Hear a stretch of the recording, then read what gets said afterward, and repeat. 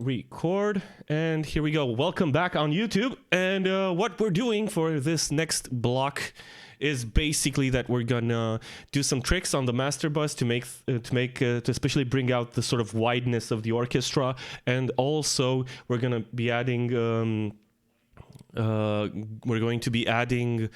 sort of brass section, right? And maybe sort of developing the pads and the synths behind over here behind the main sections. Maybe we'll find a cool lead as well. Meh is saying it's odd streaming, right? Waiting for replies to be almost instant. Yeah, it is weird. It is quite weird. But it's a good weird. Like, sometimes when I try to do some YouTube videos in the past and stuff, like on my other channel, I never really got super comfortable with them, but actually streaming feels really cool. Sir Andre has followed. Thank you. Cheers. Means a lot. It really does, actually. But I'm not allowed to cry on stream, so I'll be mushy afterwards. But cheers, thanks. So as I was saying, it's a good feeling to stream. Actually, it's a good weird. No, I am not. Yes, I'm not allowed. Okay. Okay. Let's see then what we can do over here. Let's continue writing the strings for the next bit as well, and then we can change them. And then we'll sort of do the mastering stuff, and then we'll bring in the brass. Okay. Let's go back to my contrabasses. Okay. Are we good? I need the click track. Always hit the click track to record.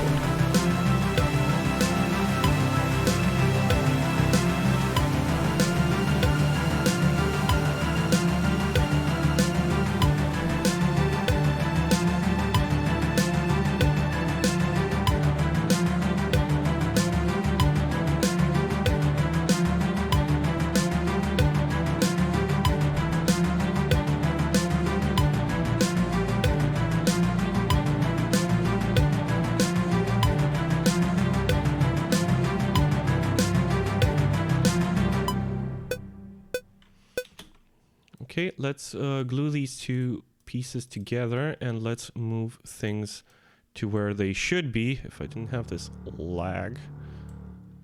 Okay, and we're gonna delete some of these crazy things over here. We're gonna fix those in just a sec. Okay, and we're gonna use this cool parabola type thing. We're gonna do this, and then back up to here. Yeah, and we're gonna do this. Okay, cool. There's always one. There we go. Yeah, okay, let's do the cello. And yes, apparently the proper way to say that is cello, not cellos, as I used to say it. And I think it makes, I don't know. What the heck does professional even mean? I don't know. Let's do this.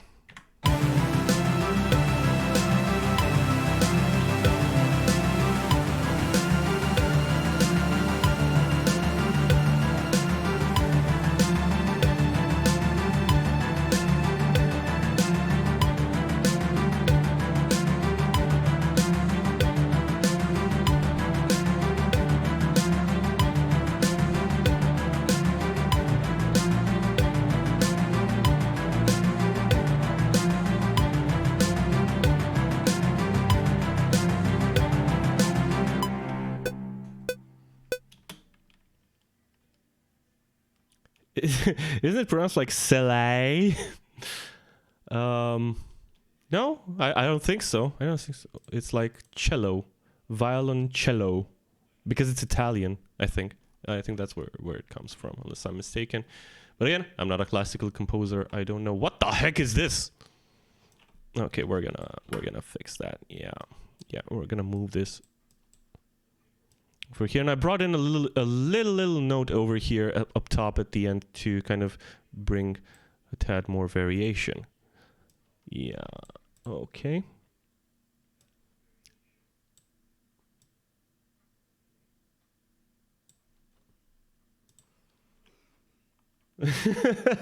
Yeah, my brain hurts too, man. It does, it does. But that's just its natural state, really.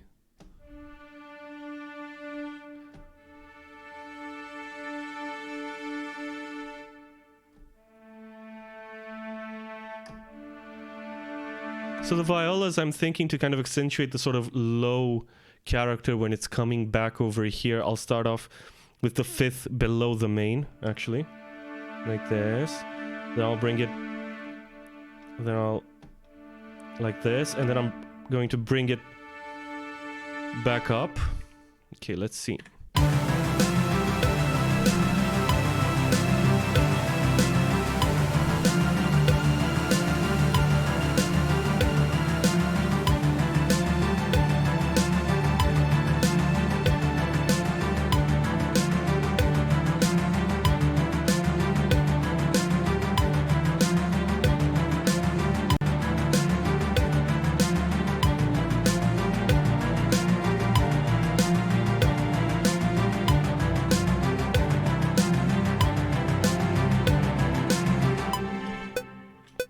There's a wrong note in there, but I think I like it. Well, wrong. Notes aren't really wrong. Just a sec. Let me see, because I might like that. Because we're going with the A, and I think that'll sound pretty cool. Yeah. And let's do some cleanup work. So we're gonna move this over to here, and we're gonna clean up this mess over here. Oh dang. Oh dang. That doesn't look cool. There we go. And make it more flowing over here with a drop. Okay, cool. Let's see how that sounds on its own. So it's like...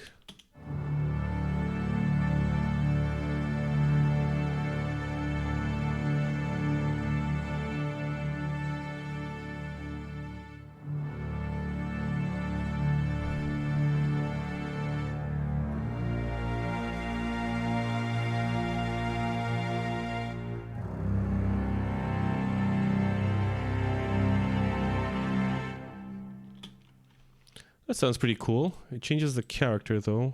But I think I'll actually put the proper note, the proper fifth for C, which is G in our key signature, because we're writing in D minor. Ever checked out Machina? Really cool electro-symphonic metal band. No, I have not, actually. I'll look into that. As far as sort of electronic metal bands or industrial metal bands, I really like Cybrid. There's Nemec as well. And oh, I should stop hitting the mic. These are the bands that come to mind right now, but I'm a huge fan of slightly more on the electronic side of rock or metal, things like Cell Dweller, Blue Stahli. I love me some 9 Inch Nails as well. Yeah. Here you go. Here you go. My sorry. Face cam. Yeah, let's use the face cam. You see, I've got like 9 Inch Nails is the Fragile. This is my second favorite album of all time, after Pink Floyd's The Wall, which I still have to buy.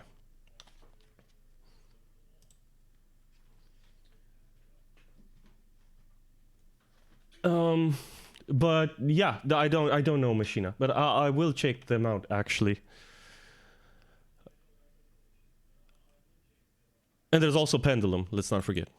Okay, so we're going with that fifth. Let's do the violins one. And you see that I did a sort of rise over here, like the second time this chord progression is coming around, because I want to add in some variation, some slight variation. Gasps in disappointment. I think I can do that sound. I think it's... I can't do it. We need an emote for Mech's sigh. It's legendary. I've known him for quite a few years, and his sigh is such a perfect encapsulation of sort of disappointment and And they sort of ain't got no time for foolishness. Okay, let's do the violins. We're gonna do them a bit lower and see how that sounds. I think we're gonna do it with like...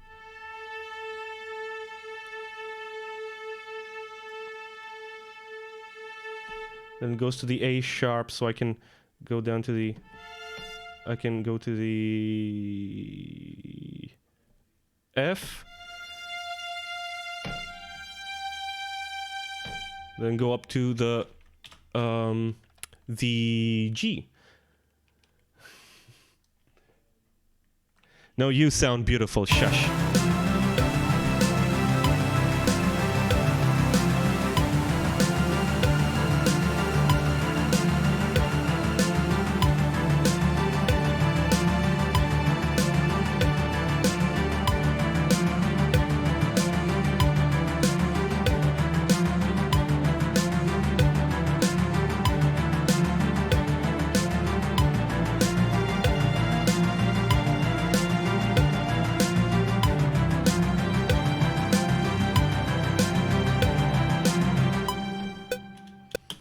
And the lag is terrible, but I already kind of hear it, how it's going to be in the end, and I think it's going to be pretty cool. What is this note?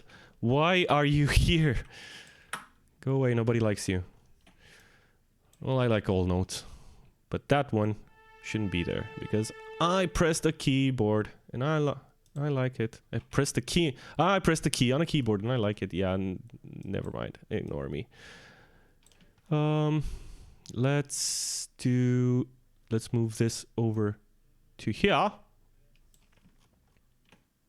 Let's see how that sounds.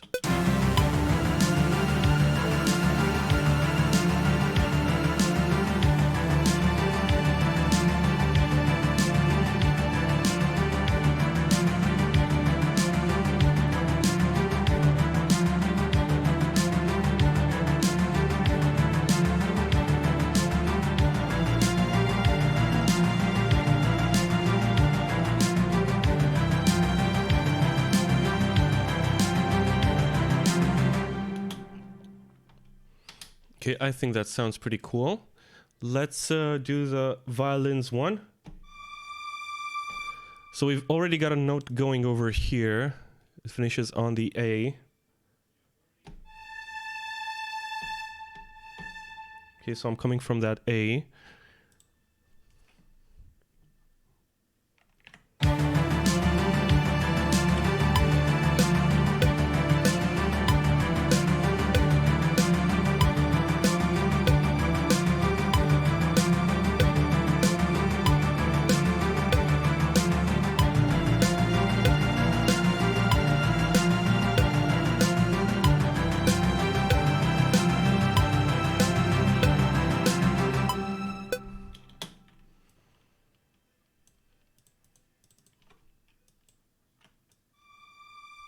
Okay, let's bring it more in line with the rest of the song. What the heck? Let's delete you. And you can see, just as a note, if you're with us and you don't use Cubase or any DAWs, which is perfectly fine, by the way, we're just hanging out, we're listening to music, we're making some music. It's really cool, actually.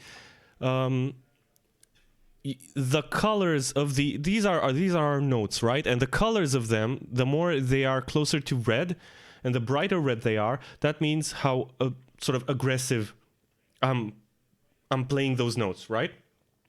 These would be softer, these would be more aggressive, and I want these to be a bit more aggressive, and I'll back them up with brass to sort of make. I really want the orchestra to swell here and bring out that emotion, right? Because it's a bit sad, and we are starting out a bit sad, but then we're going to go into slightly more aggressive and more action, right? Let's see how that sounds. Let's hear the orchestra on its own, and you can hear what I'm kind of doing. Again, all I'm doing with the strings is basically creating chords, and I'm using the violins one as well as the violas to change a few notes from what you would expect from a typical sort of root note, then sort of fifth, then root note again, then a third when you're creating chords, which is basically like a shape on a guitar, right? Like the basic shape of any chord on a guitar. And I'm changing a few notes around with the violins one and the violas to bring a bit more expressiveness and a bit more of the emotional character of the story that we're trying to tell here. Again, like the story is that we're in a cyberpunk dystopia. It's really sad. But the sort of bass line and drums keep going because the evil corporation that rules everything just keeps on going and keeping people down. And we're thinking about two people that are kind of stealing a floppy disk that's going to bring down the corporation, and so we're going to get into a more action sort of oriented feel. So let's hear that orchestra in that second part.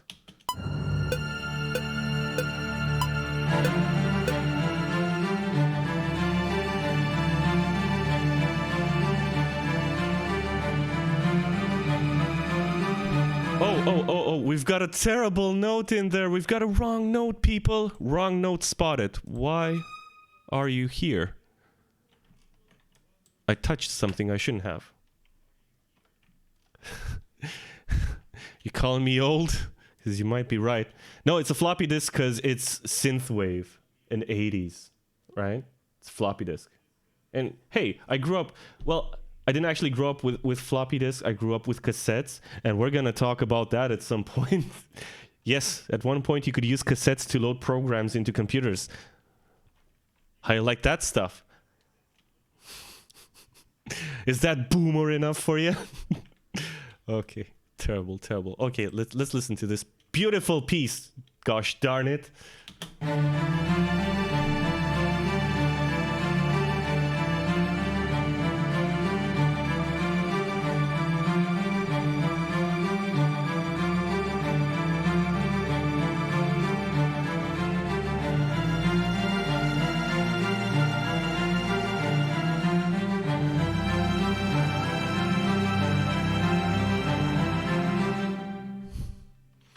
Okay, so what I'm hearing is that the high notes of the violins are not playing nicely with the high notes of the violins two and the violas. So I'd like to kind of reinforce that by taking these notes and sort of duplicating them. Hit copy and move these down an octave, right? And that way they should play a lot nicer.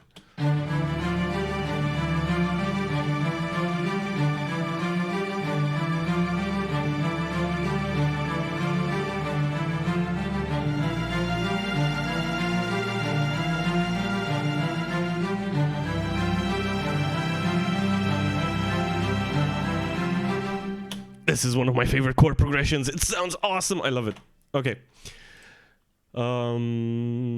Good. Let's hear it again in context.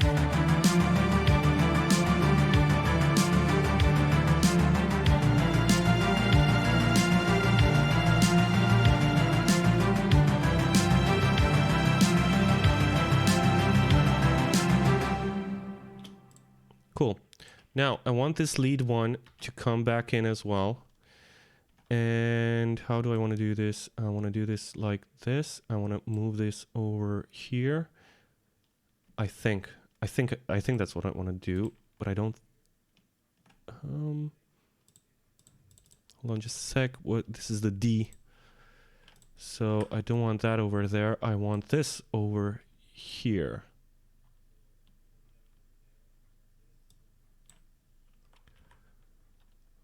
Okay, and we're gonna bring back this automation over here, and what we're gonna do is we're gonna turn down lead one a tad in this section because I want the orchestra to shine in this section, and that's basically all mixing is. You're just making space for stuff. You've got a finite audio space, and you just want to take things to the forefront and then bring them back when you want to bring something else to the forefront, right? This is -10. We're going to bring it down to like a minus, I don't know, 15 or something, right? And let's see how that sounds.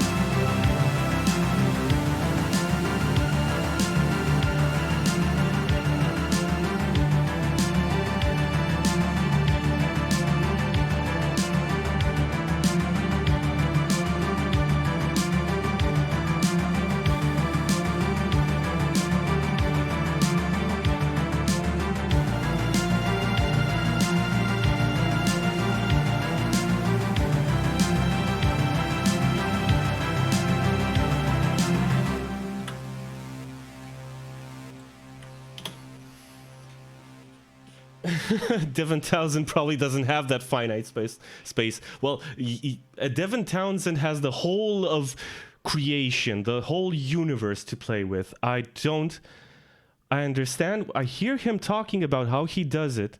Wait, hold on, because this is a topic I'm really passionate about. Like, we really need to take a moment to appreciate our Lord and Savior Devin Townsend, because he's amazing. Like, I hear him talking about how he goes about making that, how he mixes his stuff, how he makes his stuff sound the way it does, and my brain cannot. I don't. I hear it. I hear him doing it. I see him doing it in videos and whatnot. I caught like a stream of his, but I just don't understand. Like, it's so amazing. It's really a tribute to how good a composer he is, because the way he writes his arrangements, even though he's got stuff clashing, he always makes sure that the most of his stuff isn't clashing, really. And it's so clever the way he does that. Maybe we can talk in depth a little bit about that at one point, but it's crazy. At least we can talk a little bit about how I understand that he goes about that. Also, cats, which is always one of the best ways to win the internet. Carmish,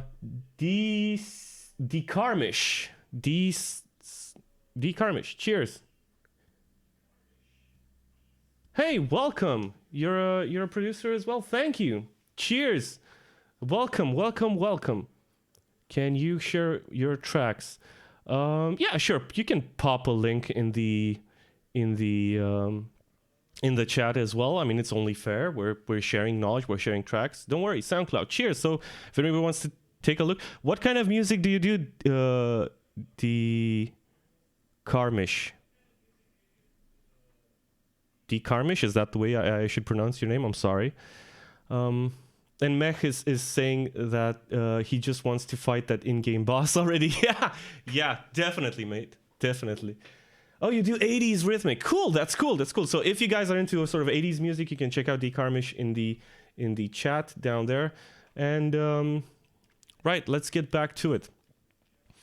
So what we're doing is orchestral synthwave. Let's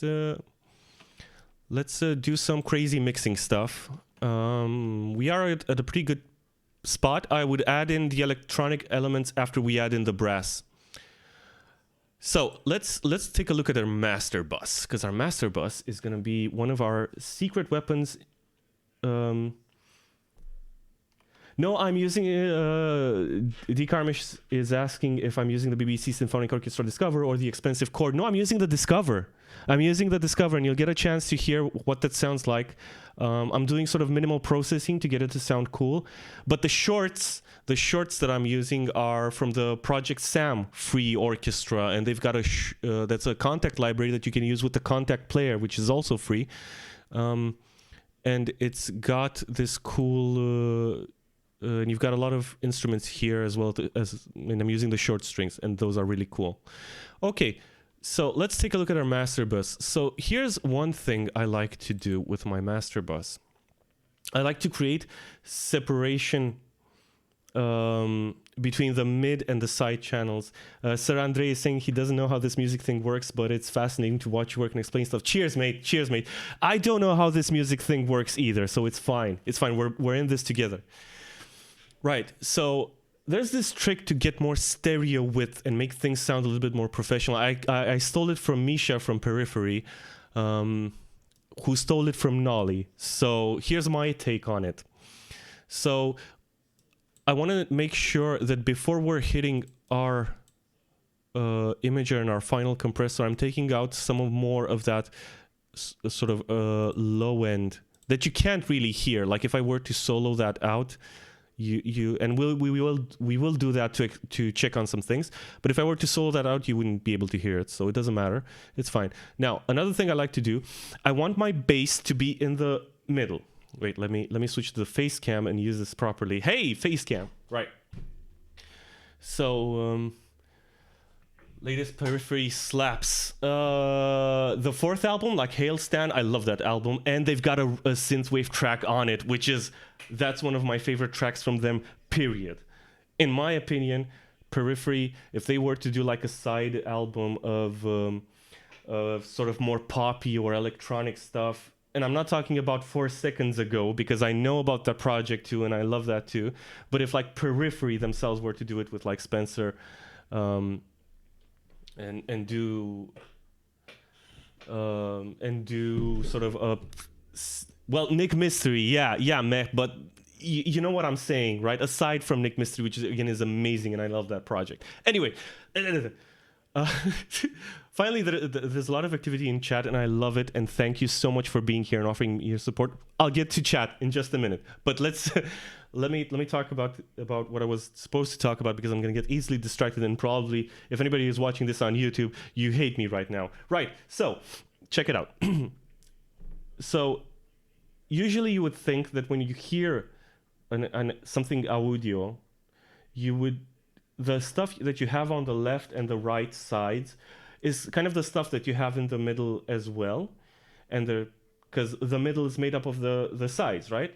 And while that is sort of accurate, I think, it's actually not. You can create separation between what you hear in the middle and what you hear on the sides, and we do this with EQ.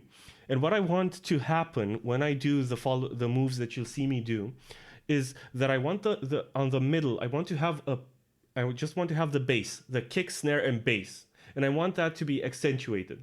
Of course, I'll have it in the sides as well, but for the most part, I want that to be most present over here. And over here on the sides, I want high-end content. I want content that sounds sort of shimmery and nice and creates that sort of ambience that wraps around the middle bass, kick, snare, and like sort of center strings, right?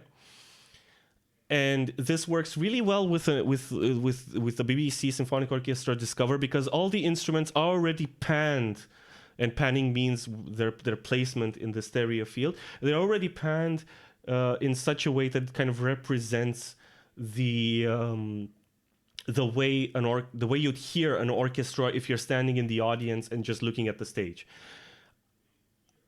I hope I explained that okay, but if not, just drop a comment on YouTube or in the chat, and I'll try to sort of re-explain better. But here's where I do these moves that I'm talking about. Yeah. So I'm gonna go back to scene 1.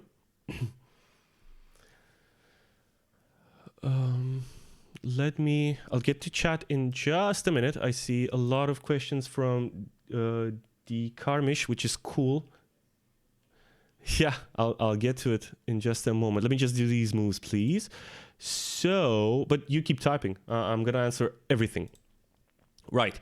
So we have this sort of stock EQ in Cubase, right? And I'm gonna change band 2 to a mid side, and you can see I can control the mid and the side differently. So for the mid, I'm gonna boost around 100, and I'm gonna do a sort of wide, tiny boost, just a couple dB max in the center. And for the sides, I'm gonna take out that couple of dB. Right? Which, if I were to sort of solo the low end, you should be hearing what this is doing. So I'm gonna solo that, and I'm gonna go to a place. Oh my god, so many windows. I'm so used to working with a 2-monitor setup. Let's do this. Okay, and I'm gonna put this on loop. And I'm gonna go back to my master bus, right? And you should now just be hearing the low end. Right? And I'm gonna turn off the EQ.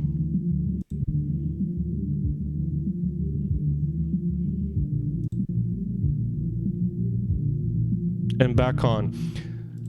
Now, I don't know how it's coming. Shush, Cubase. Now, I don't know how it's coming through to you guys, but when this is off, and you can see that when this button basically is grayed out, when this is off, what I'm hearing is that kind of all of the low end sits in the middle. when I turn it on, it kind of shifts a little bit, even though I'm just boosting the middle and I'm taking out from the sides, which is a cool effect. Another thing we're going to do is that we're going to do kind of the same sort of trick with the high end. And we're going to go to band 8 over here. I'm going to switch it to mid side. I'm going to change it to a high shelf. And for the mid, I'm going to move it back a little bit. And I'm going to take down a couple of dB.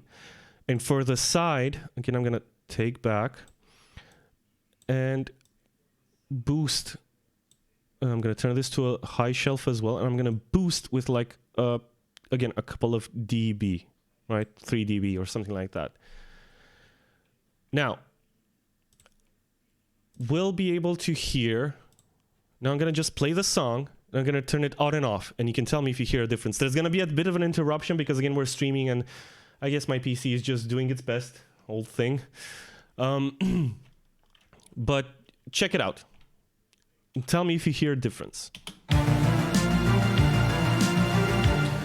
Sorry to interrupt, but as I was saying, when this is off, you should be like check. You can also look at this button to know if this effect is off or on. If it's on, it's blue. If it's off, it's gray.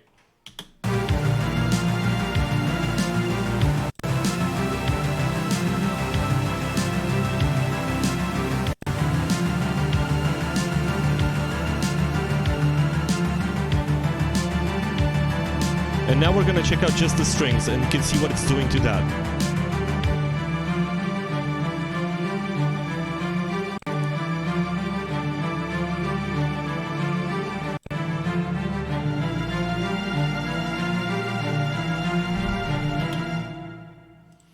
So how is that sounding? Did you notice like the difference, chat?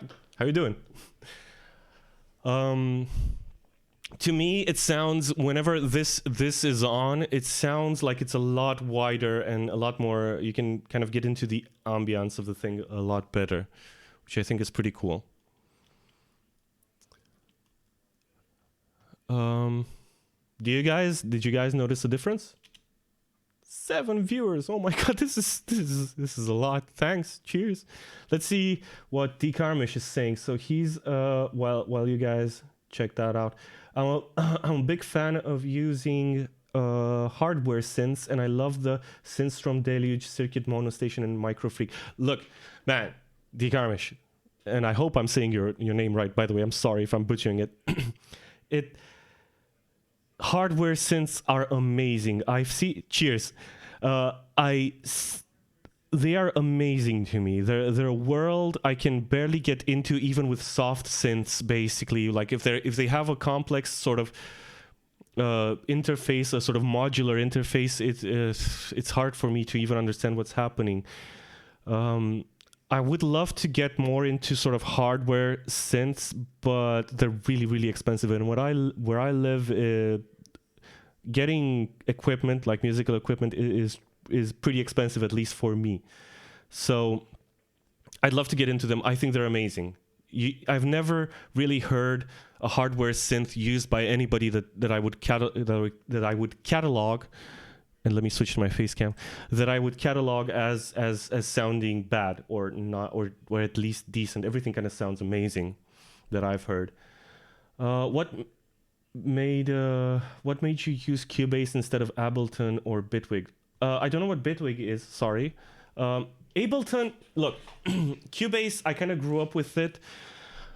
I think a lot of people that are into Cubase today came over like the sort of cracked version of Cubase 5. And that's why they are so used to working in Cubase. I'm not really a big fan of the way Ableton looks, and I see that it's more geared towards electronic music. I don't know. I'm used to Cubase. What can I say? And I love the way it works. I use it for mixing all the time and recording and writing in it. And when you talk about DAWs, it's really what you're used to. It doesn't really matter what you use. All the DAWs sound great. Reaper sounds great. Ableton sounds great. FL Studio sounds great. It's just what you're the most comfortable in. And I see a lot of this discussion going on in like We Are the Music Makers and in different subreddits and on comment sections and on videos. Dude, it doesn't matter what DAW you're using. All DAWs sound great. They do. And the average listener, and if we've still got like Mech or Pavlos or anybody else who is not, or Andrei or whoever is not into actually making music, nobody can tell.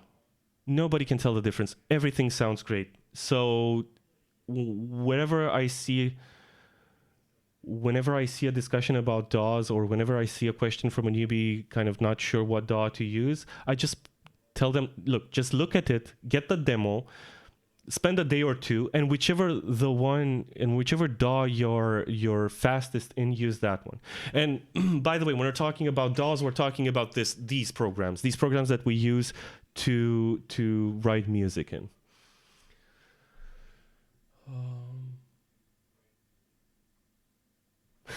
Andrei can confirm. Cool, cheers. Platform says Ableton's UI actually looks really nice. Well, it's a matter of taste, really. Come on.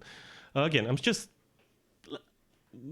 saying it's just what you like and what works the best for you, really. Whatever workflow you like. I like this workflow in Cubase. I like the folders. I like the way I can organize my stuff. And I'm just so used to it that even though it looks like, I don't know, like I'm staring into the matrix, it makes sense to me when I look at it, I guess. Have I tried any Waves plugins? I love Waves and hope to get myself into a DigiGrid SoundGrid system. No, I have not tried the Waves plugins, and the reason I have not tried the Waves plugins is because the barrier to entry is a bit too steep for me price-wise, even though they're really cheap. But I'm worried about the upgrade stuff, because I have read a few, and don't get me wrong, the Wave stuff looks great, sounds great, but I have read some opinions online or some reviews online where apparently you buy the plugins and then you have to upgrade like a year later, and the upgrade costs as well, and the upgrade is more than what you paid for them on sale. I might be totally wrong about that. I would like to try some Waves plugins. Currently Slate covers, I'm using the Slate stuff, and the Slate stuff covers everything I need so far, and with stock plugins as well. I can do whatever I need.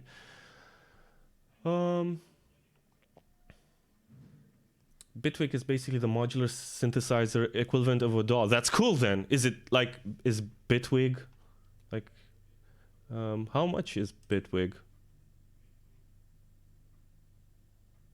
Let's see. Buy. Welcome, Bitwig Studio. It's actually not that expensive. Yeah, it looks cool. I'll take a look at it. But again, I'm not that well versed into synths. I'm barely trying to get the hang of LFOs and stuff like that. But I'd love to learn. Bitwig was started by ex-Ableton developers who split from the company and made their own product. That's cool. And if you know how to write Java or JavaScript, not yet. I'm trying to learn C# in Unity. You can write code to make your hardware controller in Bitwig do almost anything. That's crazy. That's cool. Have I ever tried the Arturia V collection? I have looked into it, and it's amazing. It looks amazing to me what the Arturia collection does. It's basically, if anybody doesn't know, the Arturia collection is basically they imitate old synths from the 80s, and they sound exactly like those old synths with their sort of issues and all of that, and it's just amazing if you're into synthwave. Yeah. So for Waves, you're saying you have to pay for the Waves update plan to get upgrades, fixes, new OS support, for example. Yeah. What you can do with modulators are things like use an LFO to control a parameter in a VST or even a step sequence. Arturia also has compressors, EQs. I own all that they make. Yeah, it sounds great. I'd love to get into it. I'd really love to get into it. I'm on a sort of orchestral kick right now, but I would love to learn more about synths as well and sound design. I'm still kind of getting to grips with the Vienna 2 synth that is in this pack, in this Slate pack, and I'm following like tutorials and trying to learn as well. So once I get the hang of that, because there are a lot of concepts that are kind of generic and you can apply them to any sort of synths, really. Anyway, let's get back to it, shall we? So you saw the trick that we did on the master. Let's take it one step further, and let's add in some virtual mix rack. And what I like to do with this step, after we've done, actually, I'm gonna move the virtual mix rack above the frequency stuff. After we've done that, while we're doing this, we're gonna need to be mindful of our RMS. Decarmish, what made you go with a PC instead of a Mac? I was a PC user since forever. And Macs are really expensive. Like, oh my god. Oh my god. So that's why. Practicality and practicality for me, and being used to a PC, even with all its issues, all its problems. Right. What we're gonna do with this virtual mix track is we're gonna boost some stuff, and what we're gonna boost is the following. We're gonna go to Revival. We're gonna add that in. We're gonna put in a trimmer, and I'm gonna explain what each of these plugins do. We're gonna go with a VC mix bus. We're gonna put this there, and we're also going to make sure that we are not okay. And we have that Revival on there, and there's also another cool thing that we can do. No, that's it. We're gonna start out with these. These look like something from Fallout. Yeah, they're really cool. So these plugins are from the Slate digital pack, and it's like $20 or $16 a month, whichever plan you're choosing. Again, I'm not sponsored at all by anything I'm using. I'm just showing you what I use and what I like. These sort of model the analog compressors and outboard gear that you'd see in a classic studio, right?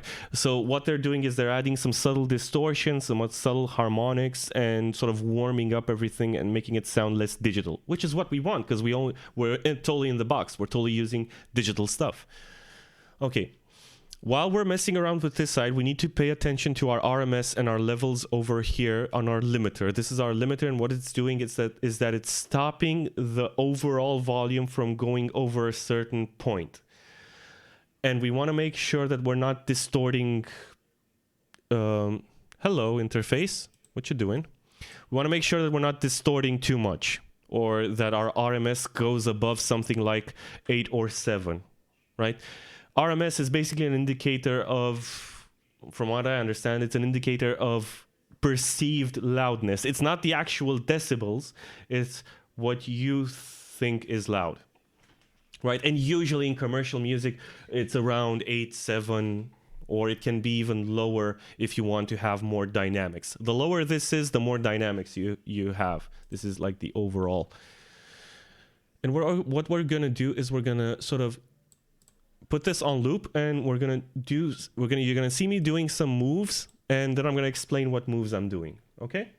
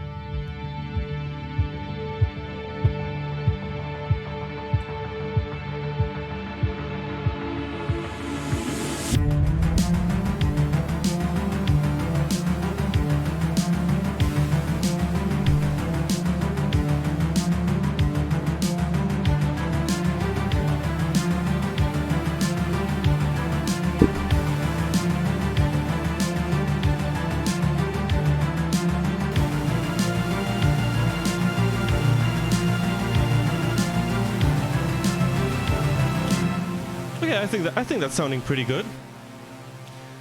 I'm just gonna play this section over here, and I'm gonna play it once with the moves that we've done, and I'm gonna then turn them off, and you can see the difference. And then I'm gonna explain what I did.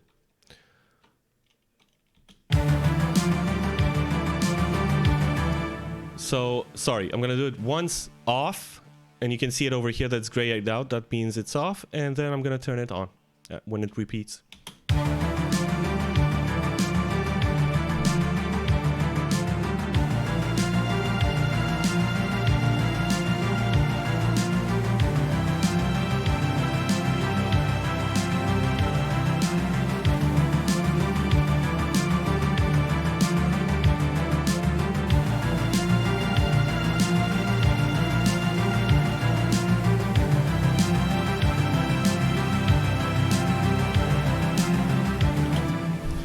Yeah, so I'm gonna go just a second to explain what I did. So what I'm looking for when I'm doing these moves is to kind of fatten up the sound, right? To make it sound bigger and a little bit bolder. Currently, our mixing does not support that, right? Our drums are kind of weak.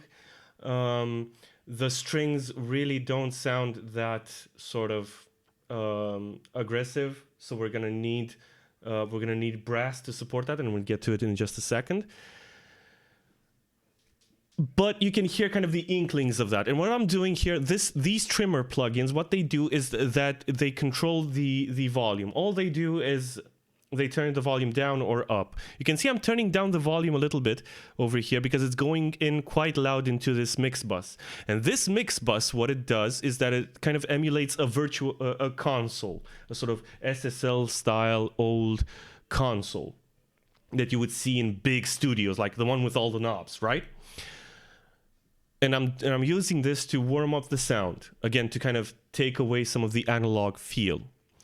Then what I'm doing is I have this extra trimmer because if I'm hitting red over here or over here, I need to take the sound down to make it a little less loud over here. And this revival plugin, I don't know what it does. Honestly, the manual doesn't know what it does. It explains things a little bit, but basically it's a magic plugin. This shimmer brings out the extreme high end and makes things brighter, and this thickness just makes the low end bigger, right? And it's very important especially when messing around with this knob, that your low end mixing is okay, that your elements are separated down there. Currently ours are not totally, but we'll get there. And also what I did is I turned down the gain on my limiter because I was going in pretty hard, and I don't want to do that, right? Okay, let's quickly do some brass because we've been going for 50 minutes. We've been talking quite a while. Let's go into some brass, and then I'll take another look at chat, and we can talk a little bit more. Okay, let's bring in our brass to make things even bigger. And I'll get to your questions, the Karmish. Yeah, right. Okay. And also, thank you so much for chatting. It's really cool to talk about this stuff. I don't get that many chances to nerd out about this stuff, and again, it's another reason why I wanted to do these streams.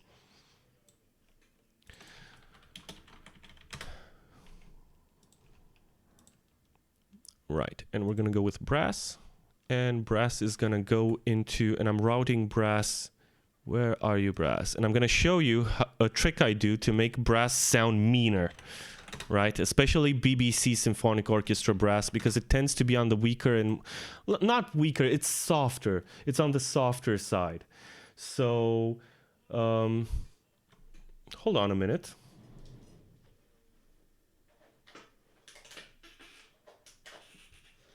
There we go. Just putting in some more light. I just noticed that it got a tad dark. We'll be streaming for like another hour or so. Right. Yeah, it is a bit softer, but you can get it to sound really cool though.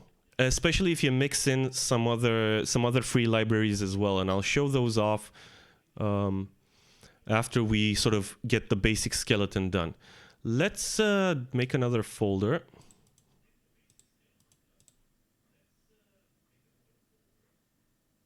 There you go, buddy. Now, you're probably wondering why I don't have a template set up. And the reason why I don't is that I like, especially when working on new songs or in new styles, I like to have it I like to have a totally clean slate. Even though it's a bit more extra time to set up these tracks, I'm still down for it. Over here, Spitfire, BBC Symphony Orchestra, and this shouldn't go into the synth. This should go into the brass. Into the brass. Where you at? The Brahms. The whatever. Jesus. Brass. How did I get that aggressive bowing sound? Decarmish, modulation, and velocity. Basically, I'll walk you through it a tad later. I showed that off a bit earlier, but I'll walk through it again because it's important. It's important that we get as good a sound that we can out of the tools that we have. So I'm totally with you. So the tuba, okay, the tuba is basically gonna go around the contrabass. At least for me, that's how I do it. Let's see how low we can go. That is nothing. That is too low. Am I right? Yep, that is a lot lower. Oh, because I did not select my actual... Where you at, tuba?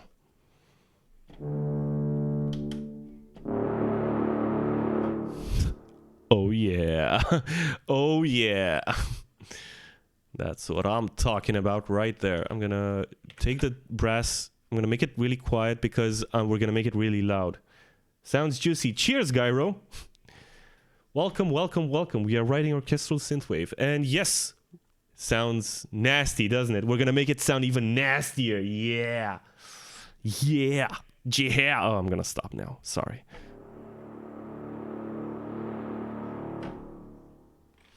Okay. So we are not going to bring the tuba up. So we have this chord progression and then it's going back to the D. And we want to slowly bring in the tuba. Now, there's a trick to writing brass, and that is, at least what I do, that is to hold your breath, or at least to catch your breath in between holding down the notes. Because we want to simulate, so you can't, a brass player wouldn't actually be able to like blow in their instrument constantly, right? That's crazy. They would have to catch their breath. So when you're gonna see me write brass, you're gonna see me do this, actually. If I don't forget about it. If I'm not totally spacing out because we are delayed. Okay, we have lag, okay.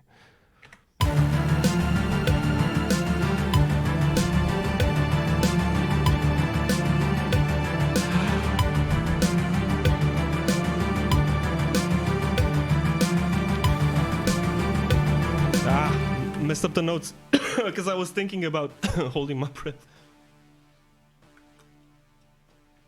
Okay, so where do I want the brass to come in? I want it to come in on this off sort of bar here, and I want it to come back here. Okay, great. It also helps that you know exactly what you're gonna play when you're playing on the keyboard, right? Okay, let's do this.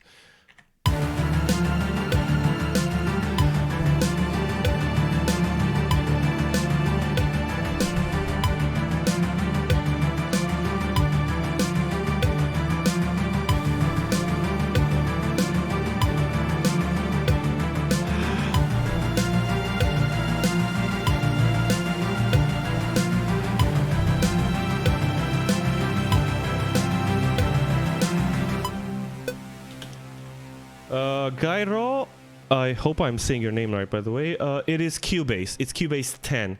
The newest version is 10.5, but I haven't upgraded. I'm used to this, and I'm not paying another $100 to upgrade. That's crazy. This DAW does everything I want. So you can see that we have these gaps in between the notes, and that's on purpose. Again, we want to make sure that we take into account the player's breath, and that's how you make it sound more natural. That's one of the things. And also the modulation, because D. Carmish, you were asking about it earlier. We've got quite a few viewers down here. Welcome, welcome, welcome. Also, Gyro, thank you. Sounds epic. Thank you, thank you. I try my best. Well, the instruments sound epic on their own, really. We're just helping them sound even more epic. Now, I've only added the tuba, but you can understand. Oh, Alex Progsnob, welcome, welcome. Wait, you're the guitarist from Hiraeth, I think. Am I right? Am I saying you guys' band name? If yes, wave in the chat. And if also yes, hey. And if also yes, welcome. Well, welcome anyway. But if also yes, say was what? What? Well, I still love you guys. And cheers to Dragos as well. I'm not. No drama here. Only good vibes. I'm just saying. I love you guys. Okay, so I'll just show you like the strings and the brass, and even though we've only got the tuba, you'll hear what it's doing, I hope. Excuse me, I said strings. Thank you.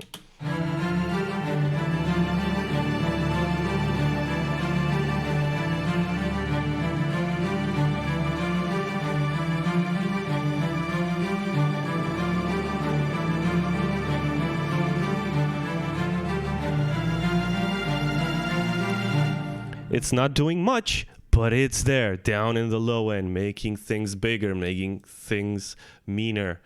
And let's just check that I've got my... I love low notes.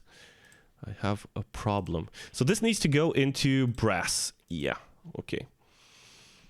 And we're doing this, and we're doing this, and we're going BBC. What is the next one? It is bass trombones. Bass trombones.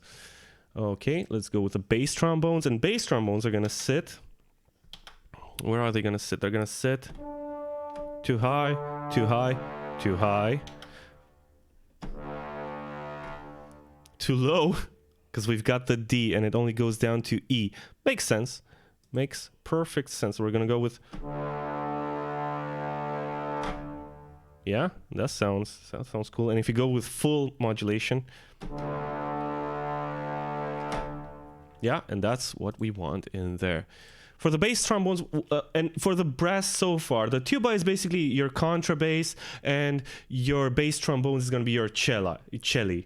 Okay, so we're doing the same sort of report between them, where the tuba is going to play below the bass trombones, but there might slightly be some overlap there when we want to make meaner parts.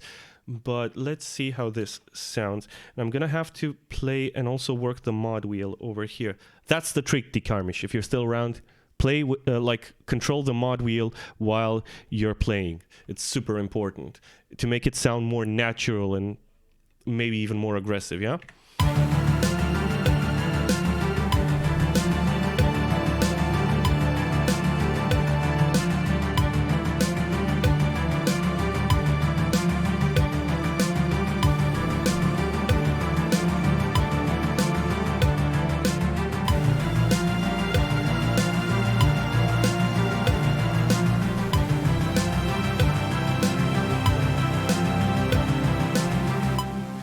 I did not hold my breath, and this is a mistake, yeah? You see this gap is not really where it should be. It should be much larger than that. Let's do this. Let's bring in... we want these to be aggressive, so we're gonna change the velocity, like, way up. Because these stacked with our French horns is gonna sound amazing! It's really gonna give you that Brahmi Inception sound or Hans Zimmer sound. Well, I say stereotypical Hans Zimmer sound. I'm sure he's tired of that freaking sound. Right, so let's make this gap a little bit larger so that our players have a chance to catch their breath. And let's keep adding instruments, and then we'll listen at the end and you'll see exactly what effect I'm going for. We have our tenor trombones, which are gonna be here. Okay, and we can actually try a fifth with them, but we're not gonna do a fifth because we're gonna add in some other instruments here as well.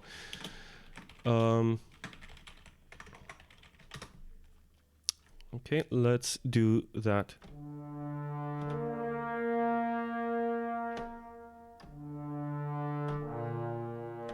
We're gonna go descending instead of ascending because the French horns and the trumpets are gonna go ascending, and we don't want to take away from like the lovely shimmer of the strings, right? Okay.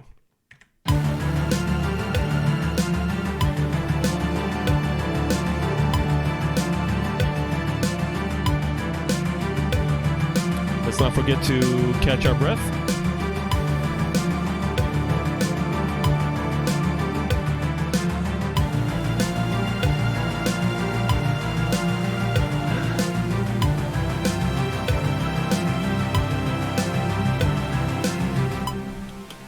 Okay, the modulation could have been smoother, but it's fine. It's fine.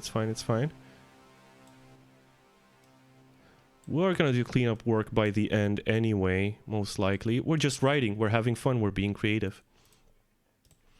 Okay, we can agonize about mixing and snares and that terrible business with the modulation and cleanup work afterwards. We have, next up, we have trumpets. And our trumpets are gonna be high, and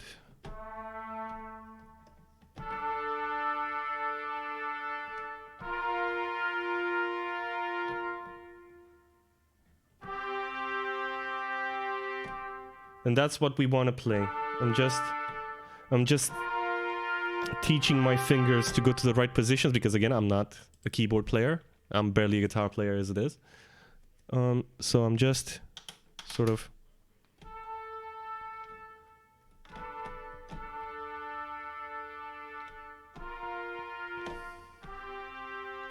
okay, let's do this.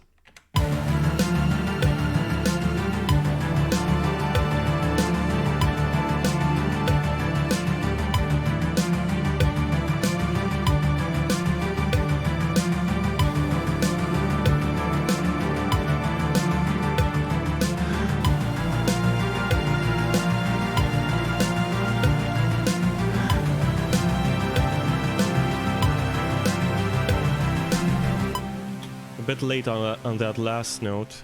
Well, everything is a bit late, but that last note especially is a tad late. We're gonna move it more over here. And you know, some people might take offense at doing things like this. Oh, you're just making music on a computer, man. Well, yeah, that's the idea. I don't know. A lot of people do this, so it doesn't really matter as long as the song says something where it's cool to you. Like to the person who wrote it, it doesn't really matter. If other people like it, that's cool as well. That's amazing. Don't get me wrong. But the important thing when we're writing is that we're having fun. And I hope we're having fun together. Chat has been really silent lately. They're probably just letting me... You guys are probably just letting me do my stuff and judging me behind the scenes, right? Let's do horns.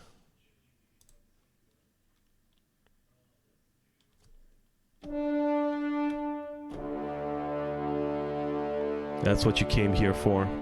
We can even do... But you don't want to do that. Usually I don't mess around with fifths on the French horns, like below the main... below the main note, the root note, because it sounds dirty.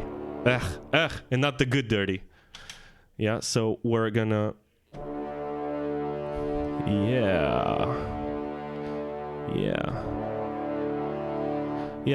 So just try, when you're trying to go for that big Inception style thing, just do octaves. Yeah, you can see my keyboard on screen. Just do octaves. Octaves will get you there, man. It's really cool. we'll Alex, it's also mech. I'm showing. This is a heart. Cheers, mate. Alex, it's a BBC Symphony Orchestra Discover. It came out like a couple of weeks ago. And it's totally free, man. You just have to fill out a survey, and in 2 weeks they'll give you a link, and it's amazing. You have the actual BBC Symphonic Orchestra on your hands for free.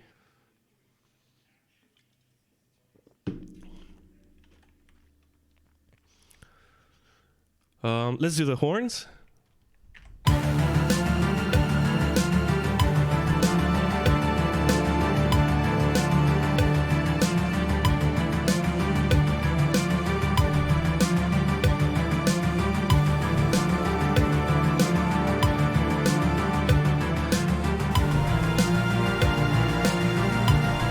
I didn't do it properly, so I want to do... I probably just want to go lower.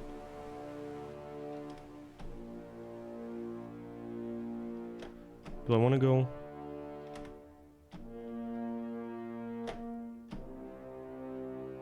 Yeah, that's what I want to do. That's exactly what I want to do. I played it a bit terribly there. I'm sorry for that. I have tiny hands, and I can't stretch a full octave on keyboards. Well, I can, but it's hard. So what we're gonna do is we're gonna record the notes, and then I'm gonna do the modulation separately.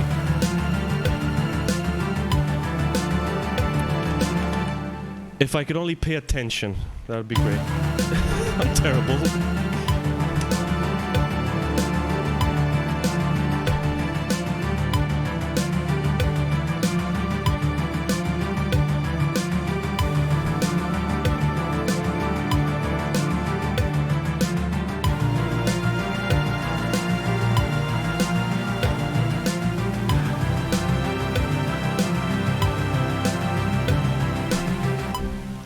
Messed that up royally, but it will do.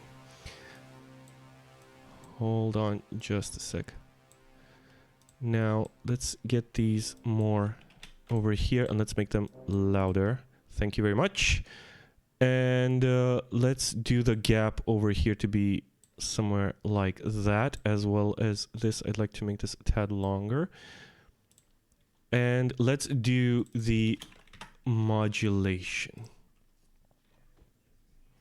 So what I'm basically doing right now is I'm gonna hit record. I'm not playing any notes. I'm just playing around. Sorry, let's try to do the face cam thing. I'm just playing around. There's like there are two like sort of sliders over here, and I'm just playing around with the mod wheel. Right? That's all I'm doing. And that's all I'm recording right now. If I could just, thank you.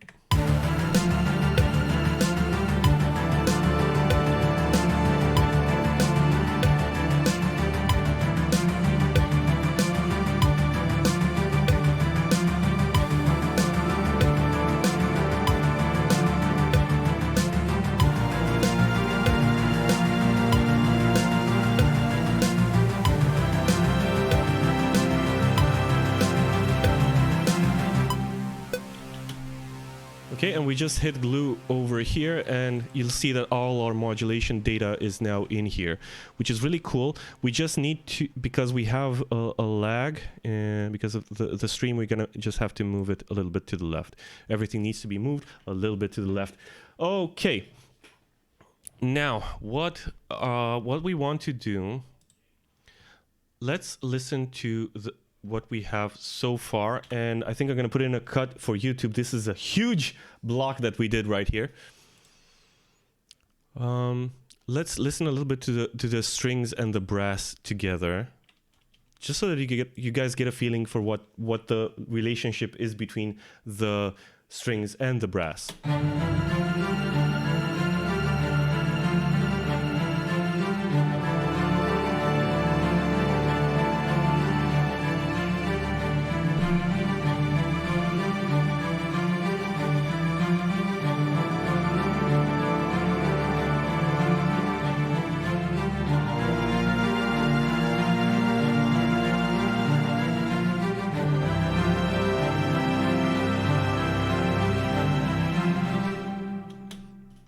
Okay, so what the brass is doing is it's basically creating a bed for the strings. Now, I said I'm gonna work on making them sound meaner, and that's what we're gonna do, and we're gonna add in some more effects and stuff like that, but we're gonna do that in the next block. This is a huge video. Thank you, like a really long one. Thank you for tuning in for YouTube. I'm gonna put in a cut in here, and we're gonna go to chat, and we're gonna chat for like a couple minutes, and then we're gonna do stream for like half an hour more, and I think that's gonna be it for this week, guys. So keep in mind that if you want to catch what we've done so far, there's gonna be a link on my Twitch profile where you can go to YouTube or my social media. There should be links all over. But I'm gonna cut it here for YouTube. Cheers. Thanks for watching.